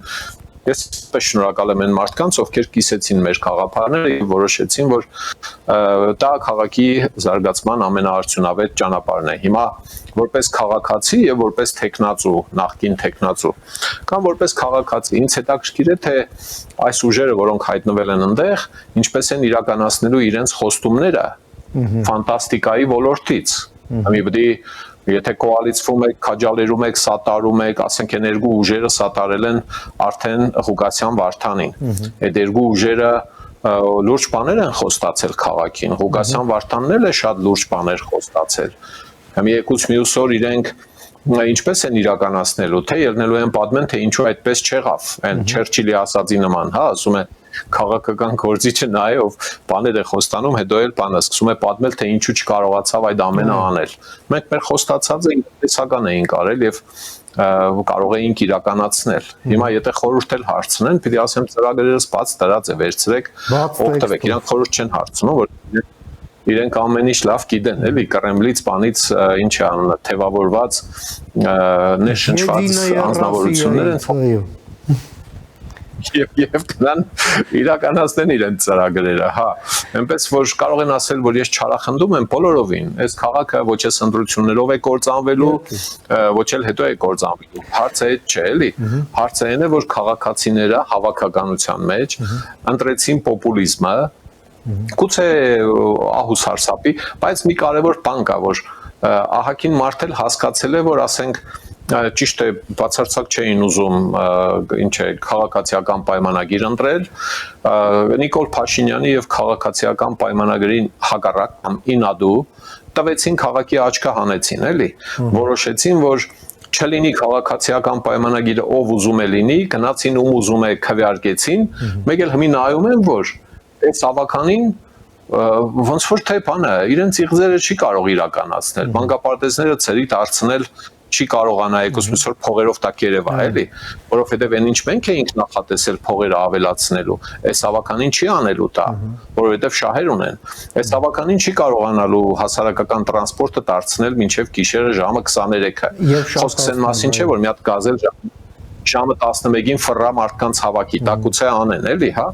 բայց խոսքս կանոնավոր աշխատանքի մասին է, շների ստերջացման եւ բանի, ինչ է անունը, ապաստարանների կառուցման ու բազմաթիվ ուրիշ բաներ, համաչափ զարգացման ահռելի փող է ուզում եւ այս հնարավոր ձևաչափը ավականով չի կարողանալու դա ապահովել։ Հիմա եկուց մյուս օր ես իրական բան եմ ասում, որը նախկինում եղել է բազմաթիվ միջազգային կազմակերպություններ, տեսփանատներ, տեսփաններ դիմել են ինձ օգնելու առաջարկություններով եւ դիմելու են։ Հիմա ես շատ եմ կասկածում, թե բազմաթիվ տեսփաններ, միջազգային կազմակերպություններ լսելով Ղուկասյան Վարդանի ֆաշիստական արտահայտությունները ցանկություն կունենան ընդհանրապես մոտենալ հետը բան զրուցել։ Կլինեն երևի ոմանք Ռուսիայից եկած, հա, թող կան օգնեն։ Okay, ինչ է եղել, եթե Ռուսաստանը, Կրեմլը, կոմունիստական կուսակցությունը, Եդինայա Ռոսիան գալու է ներդրումներ անի, բերի ֆինանսական, то չգիտեմ, փողոցներ ասֆալտից տեղ, խաղ հրապարակներ սարքի, այն ինչ որ խոստանում էին, մեծ 500 միլիոն դոլարի ներդրում անի, թող կան անեն, բայց այն մնացածը արևմտյան աշխարհի քաղաքակիրթ աշխարհի ներկայացուցիչները, տեսփանները, տարեկան մի 15 տեսփան հանդիպում է գալիս, այստեղ զրուցում ենք, ինչ անենք, ինչով օգտակար լինենք, հիմա որ կան ես այդ մարդկանց ասեմ քաղաքապետը ենթադրենք Ղուկասյան Վարդանն է հանգարց միամիտ նման պետք է ասեն ախպեր ջան ոնց որ թե ինքը այս տեսակ հայտարարություններ էր անում էլի կանանց հասցեին ինչ է փոքրամասնությունների հասցեին ոնց է պատկերացնում որ այդ մարդու հետ մենք կարող ենք զրուցել նույնիսկ էլի շատ բարդ դրության մեջ դրեց իրեն Վարդան Ղուկասյանը նույնիսկ այս վերջի հայտարարությունն էլ որ չաներ, կարելի էր մտածել, թե ինչ-որ շանս կա, որ հետը կարող են Մարտուն Գրիգորյանը մտածելու է, թե լավ, լեն անձնականը իր հերթին, то եսիմ Սերժ Սարգսյան եւ Քոչարյան Ռոբերտ հնարավոր քննարկումն ու համաձայնությունը իր հերթին Մարտուն Գրիգորյանը աջակցելու է արդյոք ֆաշիստական հայտարարություն անող քահանա գնդակահարելու պատրաստակամություն ունեցող Վարդան Ղուկասյանի հետ։ Սրանք հարցեր են, որոնց պատասխանները որևէ հույս չեն նշնչում զարգացման շանսի համար։ Այնպես որ այս մտքերը դեռ երկար են քննարկվելու, վերլուծվելու տեղի ունեցածը, այս հայտարարությունները գումարած Վարդան Ղուկասյանի հետ կապված քրեական գործերը, որը պետությունը չլչլում է արդեն 5-6 տարի, հավանաբար սպասում է, որ վարեմության ժամկետը վրա կտա։ Մեկն էլ 3 բացեցին։ Պլյուս ապօրինի վերադարձի հարցերը, այո։ Մեկն էլ 3։ Ասեք, պարոն Մեհրաբյան։ Հա, մեկն էլ 3 հարուցեցին, եւս մեկը։ Երեկվանը խոսքի հետ էր կապված, իդեպ, երեկվա բանը քրեական վարույթը, որ նախաձեռնվել է, այն հայտարարությանն էր վերաբերվում, թե հեռախոսային ցայնագրության մասին էր խոսքը, չգիտեմ ոստիկանության օպերատիվ բաններ արել, խումբը թե ԱԱԾ-ներ արել, էական չէ, երբ ինքը բանը ստիպում է մարդկանց գնալ հավաքի, ինչը քրեորեն հետապնդելի արարք է, եւ այդ հոդվածը դու մի ասա երկրորդ մասով նախատեսում է պաշտոններ զբաղեցնելու արգելք որպես պատժամիջոց, ի թիվս այլ պատժամիջոցների, եթե չեմ սխալվում 2-ից 5 տարվա պաշտոններ զբաղեցնելու արգելքի սանկցիա կա, եթե տեղի ունենում այդ հայտարարության, այնտեղ որ քրվում է էլի այդ մարդկանց, անմեղ մարդկանց հայոյում է, եւ բերեք կգակ այնտեղ հələ չգան այս կոմենկոմ, հա, եթե այդ գործը քննվում է շատ արագ, այնտեղ պարտման չկա էլի բացահայտելու, բարձելու, ինքն էլ ընդունել է որ դա իր խոսքերն են, եւ տեղյակ չի եղել որ քրեական օրենսգրքում նման հոդված կա։ Տնելու են եկուց մյուս օր դատեն, դատարանն է որոշի, որ այդ մարդը պաշտոններ զբաղեցնելու իրավունք չունի։ Իսկ ֆաշիստական հայտարարությունը, որը 3 առաջորն արեց, հա, դրանից առաջ էլ է ունեցել նման հայտարարություն։ Ազգային ժողովի դահլիճում էլ է խոսել են մասին, որ վառել է պետք բանը իր իմացած սեռական փոքրամասնություններին, որը հարցնես ԼԳԴՊ ինչ է նշանակում, որ ինքը օգտագործում է, հա, այդպես սխալ ձևակերպումներով, բաներով, չի էլ իմանա ինչ խոսքի ինչի մասին է։ Դա էական չէ, բայց այդ հայտարարությունները ամեն մեկը, ամեն մի հայտարարությամբ ինքը իր դրությունը ավելի բարդացնում է։ Կողքը մեկը չկա, ասի այն երկերնի, որ մի քիչ խոսասել է այդ թեմաներով, մանավանդ դու դրանից չես հասկանում, հա, ուզում ես պոպուլիստական քվեներ շահել ու թամաշա են անում լրագրողները, կայֆավատ են եղնում, ինքը դա չի նկատում կամ նկատում է, որոշում է, որ դեռ Սերժ Սարգսյանի, Քոչարյան, Ռոբերտի ժամանակներն են, կարող է ինչ ասես խոսի եւ անցնի գնա, էլի։ Հիմա եթե այս իշխանությունն էլ չուզենա որևէ գործուն ազդեցություն ունենա, շատ կոնկրետ այդ հայտարարությունների հետևից գնա, հանրային ճնշումը եւ հասարակական կազմակերպությունների անհատների ճնշումը բավականին լուրջ է, ճիշտ է առայժմ դա չի զգացվում, բայց դա լուրջ է լինելու, եկուս մյուս օր ինքը պետք է պատասխաններ տա դրա համար։ Լեզվին տալով, հետո ելնել ասելով, թե կադակ եմ արել, տեսակ չէ, մի քանի այդպիսի դեպքեր եղան Պետրոսի հետ հարցազրույցի ժամանակ, այդպես ցրելով, ջրելով չի լինի։ Այն թակավորության ժամանակներն անցել են, ինքը ցավոք 13-14 տարի ետ է մնացել այն ժամանակներից։ Իրեն թվում է, թե մոտավորապես Նապոլեոն Բոնապարտի պես ետ է եկել, մոռանալով, թե հետո ինչ եղավ, էլի։ Շատ շնորհակալ եմ, պարոն Բարսեղյան, ձեր կողմից այս հանգամանալից դիտարկումների եւ եզրակացությունների համար, որ դուք ներկայացրեցիք մեր հեռուստադիտողին եւ ձեր ժամանակից հատկացրեցիք մեր եթերին, ամենայն բարիք, հաջողություն։ Շնորհակալություն։ Հա, մենք լսեցինք մեր գործընկերոջը, Ասպարեզ ակումբի ղեկավար Լևոն Բարսեղյանին, իր դիտարկումները կապված Գյումրիում ներկայումս տիրող իրավիճակի հետ։ Կարճ դադարից հետո կվերադառնանք, մնացեք առաջին լրատվականի հետ։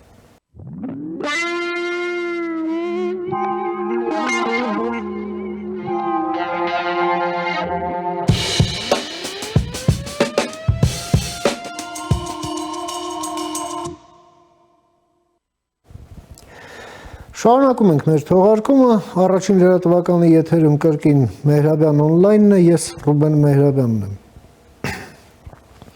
Եվրոպական դիվանագիտությունն ակտիվանում է թե հարավային Կովկասի, թե կենտրոնական Ասիայի ուղղությամբ։ Հայաստանում էր Գերմանիայի նախագահ Ֆրանկ Վալտեր Շտայնմայերը եւ Երևանյան այցից հետո ներկայումս նա գտնվում է Բաքվում։ Միևնույն ժամանակ կենտրոնական Ասիայում Ուզբեկստանի Սամարղանդ քաղաքում մեկնարկում է Եվրամիություն կենտրոնական Ասիա գագաթնաժողովը։ Սա այսպիսի ձևաչափով առաջինն է եւ գաղտնիք չէ, որ թե Ղազախստանը, թե Ուզբեկստանը արդեն ունեն ռազմավարական գործընկերության վերաբերյալ պայմանագրեր Ֆրանսիայի հետ, Գերմանիայի հետ, Բրիտանիայի հետ եւ այս ամենը իհարկե էական ազդեցություն է ունենում ընդհանուր ինչպես ընդունված է ասել աշխարհաքաղաքականության վրա։ Եվ այստեղ կարևորվում է Հայաստան-Ադրբեջան խաղաղության գործընթացի վերջնականացման հրամայականը, որի մասին խոսում են եվրոպացիները, նույն ինքը Ֆրանկ Վալտեր Շտայնմայերը։ Փորձենք հասկանալ ինչ է Շտայնմայերը փորձում бացատրել Ադրբեջանի ղեկավարությանը եւ այդ նպատակով ես մի հյուր եմ հրավիրել մեր տաղավար, ում սիրով ուզում եմ ներկայացնել։ Наш сегодняшний гость из швейцарского Цюриха, азербайджанский журналист и аналитик Рауф Миркадыров. Приветствую вас, господин Миркадыров. Спасибо, что приняли мое приглашение. Добрый вечер, приветствую вас и ваших слушателей. Спасибо. Господин Миркадыров, я в своем предисловии на армянском сказал о том, что европейская дипломатия активизируется и на Южно-Кавказском и Центрально-Азиатском направлениях. Ну вот в Ереване встречали президента Германии, сейчас он находится в Азербайджане. Параллельно с этим в Самарканде, в Узбекистане, стартует первый саммит Европейский Союз, Центральная Азия. Причем со стороны Центральной Азии принимают участие лидеры всех 5 государств. Хотелось бы знать ваше мнение, чем обусловлена активизация европейской дипломатии на восточном направлении, причем, если смотреть на географию, здесь очевидно стремление обойти Россию, по меньшей мере географически. Прошу. Во-первых, это нельзя сказать, что эта активизация произошла на ровном месте. Да? Если помните, еще в прошлом году были подобного формата встречи, да? В том числе участием американской стороны. Да. Речь идет, я думаю, что немножко о другом. То есть тогда мы видели, Евросоюз выступал в тандеме США, да. То есть это была некая единая политика. Сегодня Евросоюз обозначает себя самостоятельного игрока, без американцев. Притом я хочу сказать, что тут, наверное, два момента. Два момента заключаются в том, что мы не знаем, каковы будет, да, если это будет формат сделки, да, рамки сделки между США и Россией, да. Трамп говорит о сделках, как правило, он мало учитывает интересы, скажем так, да, игроков такого, да, масштаба, меньшего масштаба, как Азербайджан, там, региональных, даже на уровне региона, да, незначительных, на первый взгляд, Азербайджан, Армения, Грузия. То есть он готов за их счет заключить некие сделки, да, с Россией, как мы видим, как вы видите. То есть, но Евросоюз сейчас, скорее всего, обозначает то, что Европа, что да, без США, но Запад все же имеет какие-то интересы, будет присутствовать и готов как бы не оставить на произвол судьбы постсоветские страны. То есть Европа не хочет сделать за счет постсоветских государств, за счет Украины и так далее, и так далее. То есть качество самостоятельного игрока, как бы Европа себя обозначает. Это важно, конечно. Я думаю, что вот визит Штайнмайера в регион Азербайджана и Армению, вот это как бы обозначение вот этой позиции, потому что как бы Штайнмайер не определяет внешнюю политику Германии, правительство определяет, а правительства еще нового даже нет. Будет Мерц, скорее всего, но Мерц также, скорее всего, у него будет более даже, скажем, агрессивная, жесткая агрессивная внешняя политика, в отличие от Шольца. Как бы Штайнмайер со своими представительскими функциями как бы обозначает, что мы не уходим и так далее. Также второй очень важный момент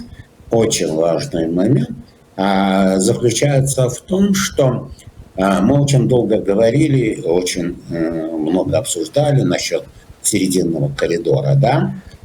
серединного коридора. Вот значение и значимость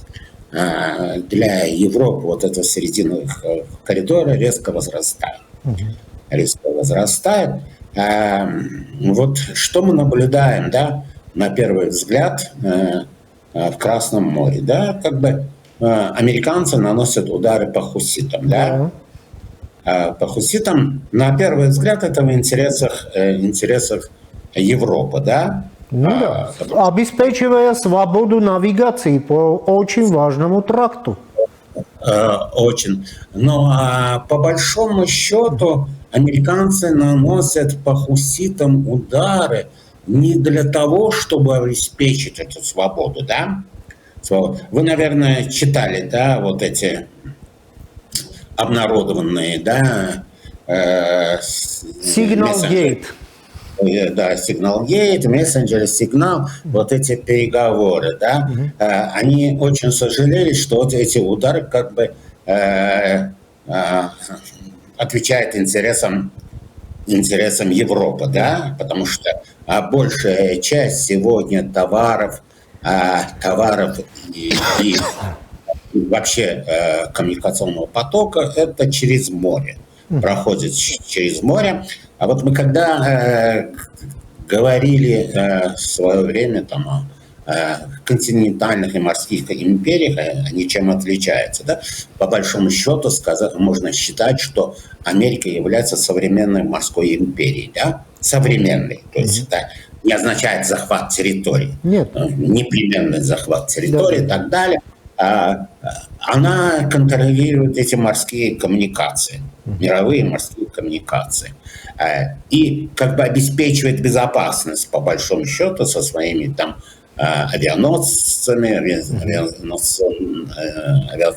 авианосными объединениями и так далее, и так далее. Но сегодня они били по хуситам и так далее, как бы предупреждая Иран, не потому, что им было очень важны интересы Европы, это как бы предупреждение Ирану, Ирану, чтобы та пошла на какую-то сделку в интересах Израиля и так далее, и так далее. То есть там очень сложная игра, идет. Клубок таких, Но завтра Европа осознает, что сегодня как бы это интересы совпали в каком-то мере, как бы они бьют, как бы это в том числе завтра американцы как бы могут снять, как бы себя. И это обязательство, что вот мы обеспечиваем безопасность морских путей. Поэтому серединный коридор на самом деле обретает особое значение. Не случайно же ведь они, вот опять, это Южный Кавказ, будучи в Баку, что Штайнмайер особо отметил именно важность для Германии региона качества коридора. Понятно, что насколько это мы слышим, там, эта информация как-то просачивается, да, просачивается в прессу. Ну, понятно, что это важность он отмечал. Ну что, в Баку сейчас вести диалог о правах человека, демократии вряд ли возможно и как бы и актуально для Запада. А вот по какому поводу можно вести диалог с учетом экономических интересов Азербайджана, в том числе правительства Ильхама Алиева, это там на самом деле этот коммуникационные коридоры, срединный коридор, не только в качестве, там, я не знаю, скажем, транспортировки нефтепродуктов, транзитные зоны, то есть транзитные возможности региона и в широком смысле этого слова, то есть это не узком там только нефть, газ или же там только там железная дорога и так далее, и так далее. Все это вместе. Все эти вместе, то есть коммуникации, обходящие Россию, обходящие морские какие-то морские маршруты, которые напрямую контролируются даже Соединенными Штатами. То есть это некие более-менее свободные. Вот в этом смысле я думаю, что Штайнмайер, наверное, отметил важность мира между Азербайджаном и Арменией. Да. Господин Миркадыров, вот как раз вы подошли ко второму вопросу, который мне хотелось бы вам задать. 13 марта Армения и Азербайджан объявили о завершении процесса переговоров. Да, нам известны позиции сторон. Позиция армянской стороны состоит в том, чтобы за согласованием последовали консультации касательно места и времени подписания уже согласованного соглашения, тогда как у Азербайджана дополнительные условия, выходящие за рамки уже согласованного договора. Ну и вот имеет место еще и некая такая вот эскалация на границе или инсценировка эскалации, да. И вот хотел бы обратить ваше внимание на следующий аспект этого. Мы видим, что когда стороны объявили об этом, десятки стран, ну уже почти 6 десятков стран, абсолютно разных, из всех континентов, одни поздравили, другие приветствовали и так далее. Ну и с таким вот шлейфом, что ну хорошо согласовали, отлично, оба молодцы, теперь ну неплохо бы подписать, да? Причем с таким же посылом и в регионе выступал с заявлениями и Штайнмайер. Конечно, он федеральный президент и выполняет представительские функции, но он и представляет позицию официального Берлина. Обозначает Да, позицию, ну, то есть во всяком случае, он говорит, он ничего не говорит, что идет, допустим, вразрез с позицией официального Берлина. Да. Официально Берлина, тем более, что переходной период надо просто наверное, и ваши телезрители, и вообще, да, многие не знают, что переходной период как бы внешне основные параметры внешней политики в Германии согласуются между действующим правительством и, по крайней мере, лидером, да, то есть предполагаемым канцлером. Будущей командой, скажем так. Будущей командой. Да. То есть это не идет в разрез, по крайней мере. Да. Я вот как это раз... не Америка. Это не Америка, где предпринимаются такие шаги, да, то есть главное или как бы усложнить, или же там предотвратить некоторые шаги там будущего правительства. Такого Германии, по крайней мере, пока такой ситуации не возникло. Да, то есть внешняя политика – это сфера, где все-таки преемственность соблюдается, и федеральный президент высказывает, в общем-то, консенсусную точку зрения, да, касательно старых, новых, там, левых, правых и так далее. Ну, в целом, скажем так. Мой вопрос следующий. Насколько, тем более вот на фоне Центральноазиатского саммита с Европейским Союзом, да, причем эти оба события проходили параллельно, мы это с вами обсудили, это совпадает с трактом будущего Срединного коридора, скажем так, да, вот этот активизация интереса, ну, демонстрация во всяком случае. Насколько вот этот посыл повлияет на возможность финализации этого переговорного процесса, на ваш взгляд? Ну, сперва хочу сделать одно замечание по поводу дополнительных требований. Но единственное требование, которое выдвигается официальным Баку, я считаю обоснованным, я это многократно говорил. То есть все остальные как бы решаемые, они не имеют, то есть, принципиального значения. Это вопрос, территориальный вопрос. То есть я всегда и в ваших передачах говорил, что то есть признание территориальной целостности друг друга, безусловно. Это пункт договора, да. Это пункт договора, но все равно пока что не изменено то, что декларации государственной независимости Армении,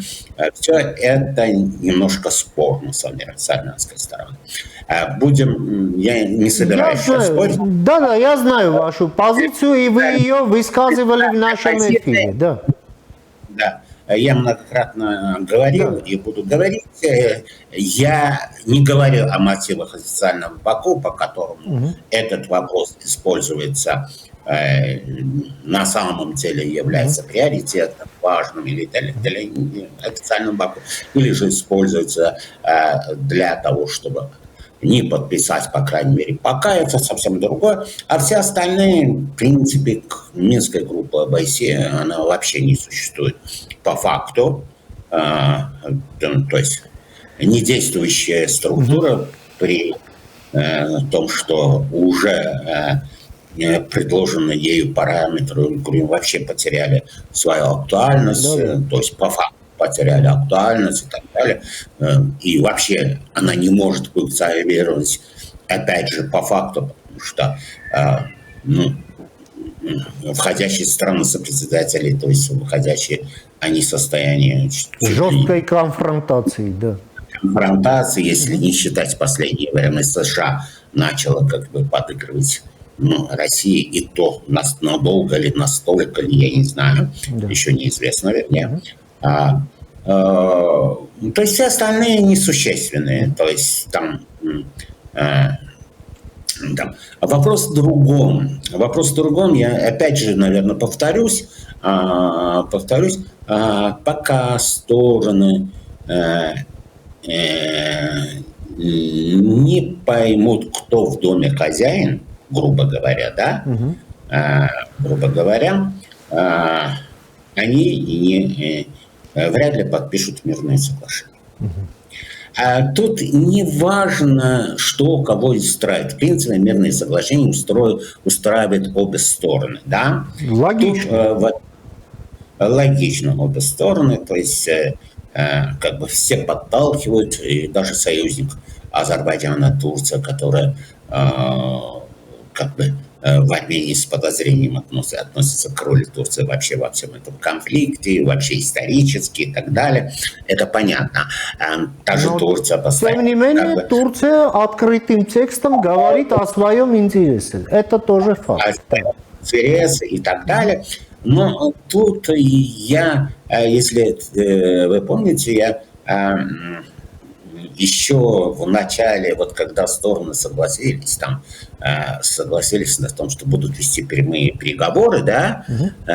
без посредников, я сказал, что переговоры вообще-то можно там вести и без посредников, с посредниками, или там Грузия даже выступить в качестве посредника, неважно. Неважно. Даже в космосе можно вести, да, технические возможности сегодня позволяют это организовать, если на Земле не найти нейтральное поле. Нейтральное поле. Казахстан тоже свои услуги предлагал неоднократно. Да. И, кстати, там и встреча тоже была одна, и причем... Была одна встреча и так далее. А можно все что угодно согласовать. Вопрос, во-первых, кто будет патронировать все это. То есть выступать гарантом. То есть вы говорите о международных гарантах этого соглашения. Я правильно вас понимаю? То есть претендует кто, грубо говоря, да? Россия, грубо говоря, претендует, что на моих патронажем и так далее я буду контролировать все это. То есть готов содействовать, как они любят говорить, и так далее, и так далее. При этом почему-то они единственные, кажется, из международных крупных игроков, они как бы не торопили стороны с подписанием, не торопили стороны подписанием, согласованием этого мирного соглашения, да? Если помните, что они наоборот говорят, что это очень длительный, тяжелый процесс и так далее, и так далее. Как бы не надо все это торопить. И не приветствовали, кстати, завершение. Вот, Москва, если я, может быть, что-то не заметил, но они как бы не очень-то даже открытым текстом не приветствовали. Они сказали, что мы учли вот эти вещи, но посмотрим, да. То есть и готовы содействовать мирному процессу. В принципе, я так слышал вот их заявления. Но претендует Запад. Сейчас не знаю, насколько американцы претендуют. Я думаю, что сегодня очень не надо всерьез принимать вот то, что там, я не знаю, заместитель госсекретаря там позвонил и поговорил с Пашиняном, с Илхамом Алиевым или же с кем-то, или министром иностранных дел, я уже не помню. На это не стоит особо обращать внимание, потому что как бы там есть некая как бы некий график работы, то есть повестка дня, которая как бы утверждена. И это может быть даже дежурными разговорами, которые просто еще осталась вот старая какая-то график работы и департамента подготовили и так далее. Но европейцы как бы заинтересованы, мы уже говорили. Почему заинтересованы? Уже мы отметили. Но при этом неизвестно еще конец вот этого глобального противостояния. Азербайджан и Армения не такие большие страны. Если вы обратили внимание, что с одной стороны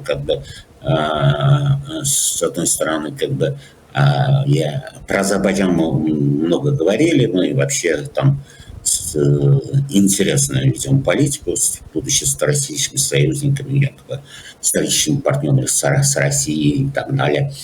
В последнее время достаточно натянуто отношения и так далее. То есть по поводу, которое началось после сбития самолета, то есть Азербайджан как бы еще использует вот этот повод, чтобы особо близко не сближаться опять с Россией и так далее. В Армении мы видим как бы попытку усидеть на двух стульях, по крайней мере, пока. С одной стороны, допустим, по крайней мере, пока усидеть на двух стульях, с одной стороны, как бы парламент во втором чтении принимает этот закон. Я не знаю, это закон, указ или закон. что? Закон. Закон, да? Я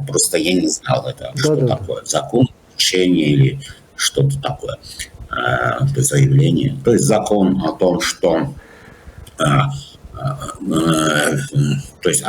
целью Армении является членство Евросоюза, с другой стороны, там Пашинян дает указания о налаживании, нормализации отношений с Россией. Это фейк, такого нет. Ну, по крайней мере, я читал. Да. Но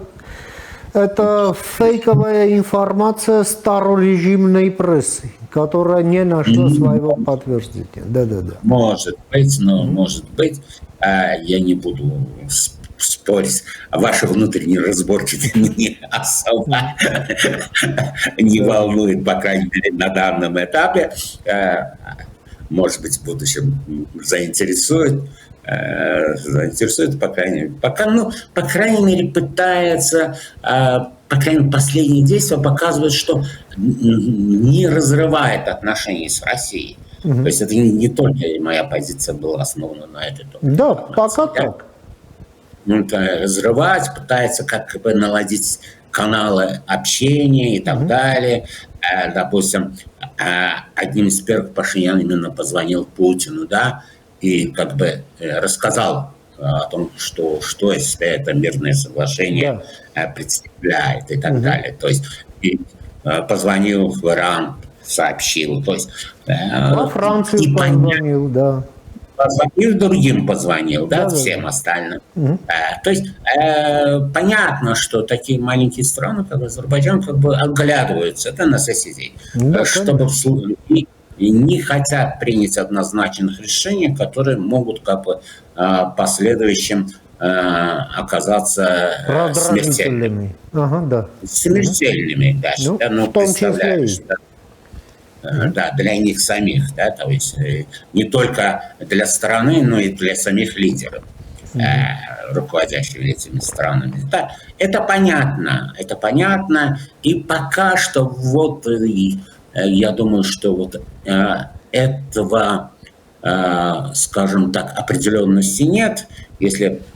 помнишь, задолго многих нынешних экспертов и так далее, политологов и так далее, в своих выступлениях, я, и в том числе в вашей передаче, говорил, что мир выходит в этап геополитической неопределенности. Да, конечно. После выборов, когда Трамп стал президентом, я сказал, что даже он не пришел еще к власти, то есть не определял нынешнюю политику, я сказал, что мы выходим в этап геополитической неопределенности, геополитической этап. Это будет продолжаться, скорее всего, до второй половины 2025 года. Потом все, по крайней мере, устаканится, и эти резкие движения просто прекратятся, потому что уже некуда будет бросаться с одной крайности в другую. И как бы лимит недоверия, лимит того времени бесконтрольности, во внешней и внутренней политике пройдет. То есть 100 дней пройдут, потом полгода пройдут и так далее. То есть уже будут критически настроенные там, и внутри страны, там, в том числе республиканская партия политики будут поднимать голос и так далее. К тому времени. То есть уже более-менее мы поймем, что ожидать, к чему ведет Трамп, мы, в принципе, понимаем сейчас, да, но что вообще от Америки можно ожидать в период правления президентства Трампа, нам станет ясно, потому что сейчас, по крайней мере, вот эта система противовесов, в Армении, сдержек и противовесов, он как бы не то, что не работает, эта система, она работает. То есть суды там отменяют указы Трампа, которые противоречат Конституции и так далее, разделению власти и так далее. Но вот эта система сдержек противовесов, она замедлена, да, замедлена. Пока вот ему дан некий лимит времени. Определенно он может имеет как бы свободу. Как эта система заработает, в том числе, это будет определять, какими будут Соединенные Штаты, да? Если помните, даже мы можем, к примеру, привести, что вот уже больше 60 дней, да, прошло, уже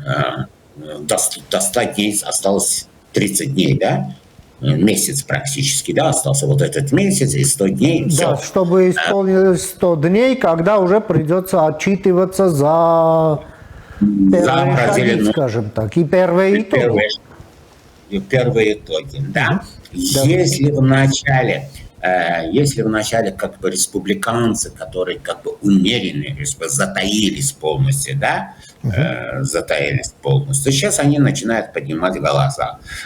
Допустим, мы в Сенате видим законопроект, подписанный, то есть соавторами которой выступает 50 республиканцев, 50 сенаторов. О поддержке Украины, да? Да. То есть 50 сенаторов, то есть это больше, это половина, да, сенаторов выступает соавтор. Да. Да. По новым санкциям против России, да. Да, поддержку Украины. То есть уже как бы вот один противовес медленно, но начал действовать. То есть законодательный противовес, да? Противовес. Допустим, я сегодня прочел о результатах выборов, да? Дополнительные места, да? В Палату представителей. Да, это был консервативный регион, где выбирали 2 членов Палаты представителей, но голосование показало, что республиканская партия теряет и существенно, да? Да, республиканцы победили, но они, если на предыдущих выборах, которые прошли в ноябре, да, которые состоялись совместными президентскими выборами и так далее, эти республиканские кандидаты от этих регионов получали там, я не знаю, 20-30% преимущества, да, потому что это консервативные регионы, а на этот раз всего 14%. Или же, если не ошибаюсь, Висконсин, это, я не знаю, Верховного суда Висконсина выборы были, да, где Маск раздавал деньги, то есть, наверное, американское законодательство подкуп избирателей не считает преступлением, просто раздавал деньги, да, если никому не секрет, он любит миллионами раздавать и так далее, раздавал активистам или же там каждому, кто сфотографируется у избирательного участка и так далее. Несмотря на это, поддержанный им кандидат в члены Верховного суда не прошел. То есть вот где-то через 1,5 года вообще будут, да, промежуточные выборы в Конгресс и так далее. Иногда, когда говорят про промежуточные выборы, люди немножко не осознают. По большому счету, в любых выборах, любые выборы в Конгресс считаются промежуточными. Да, конечно. Потому они что идут раз в 2 года, конечно. Раз в 2 года полностью избирается Палата представителей, и треть Сената. Да. Все выборы промежуточные в Америке. То есть Сенат всегда только избирается на 1/3. То есть у него состав как бы более стабильный. стабильно. Поэтому, то есть, мы посмотрим. Пока вот эта нестабильность, и я говорю, что стороны не могут получить вот от того же Евросоюза, что вот мы гаранты, и если Россия там пойдет на вас, мы вас защитим. Да, грубо я говорю. Понятно. Очень утрирую ситуацию, очень сложно им будет подписать. По крайней мере, в ближайшие месяцы я не ожидаю, если там что-то форс-мажора не произойдет, то есть четко как бы, ну, не знаю, шторм не налетит и не придется срочно лететь в Москву и там подписывать. Или же, я не знаю, Стамбул. А почему бы нет? В данном случае, я думаю, что